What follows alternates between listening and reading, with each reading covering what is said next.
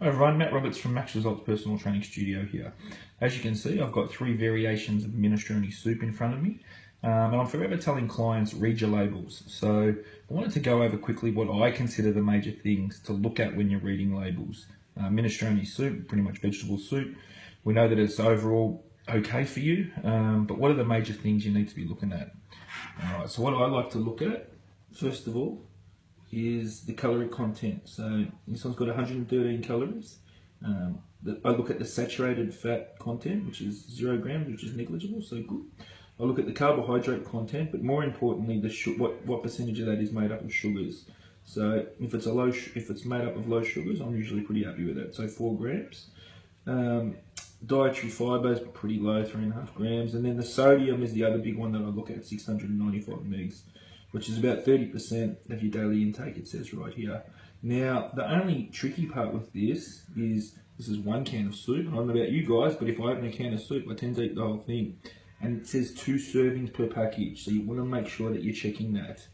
So basically, all of those things you see there, you can double it. So it's not 113 calories, it's really 226. Let's have a look at the next one. Yeah, it's a little bit tricky to read, but it's 420 grams, so bigger than the other can. It was 250, and the calorie content's 168.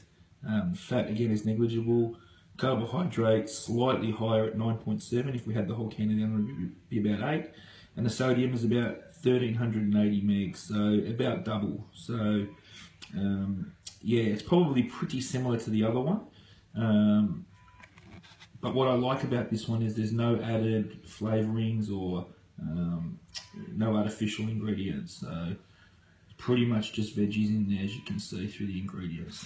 The last one, the old trusty cup of soup, old school style. Let's have a look at this one. So 133 calories, again fat content negligible, which they're bragging about, which is kind of funny, seeing all of them were like that. Sugar content 8 grams, sodium is in half, which is 670. The reason for that is because the cup of soup has two packages in it. Just open this up, bear with me.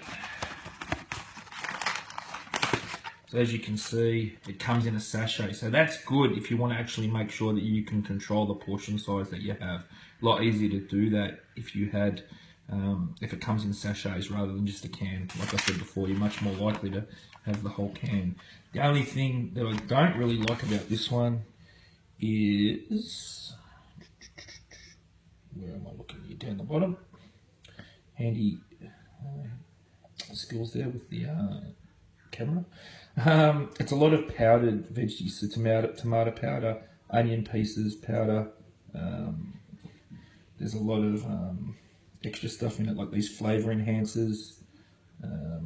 So stuff like that. I prefer to obviously have natural ingredients if we can. So of the 3, I would probably choose either this one, because it all comes as the ingredients for 1 serving size, not double, and it's a bit less than the big can.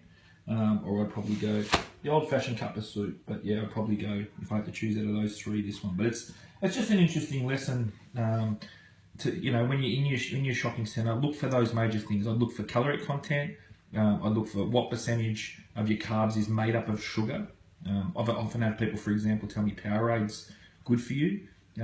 It might have 40 grams of carbs and 39 grams of those are sugar. So it's pretty much similar to having a can of Coke, really, in terms of sugar content.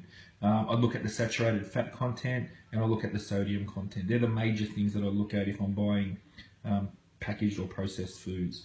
So yeah, if you can't, like me, and you're busy and you don't always have time to make up your own minestrone soup, just read your labels. That's the best advice I can give you.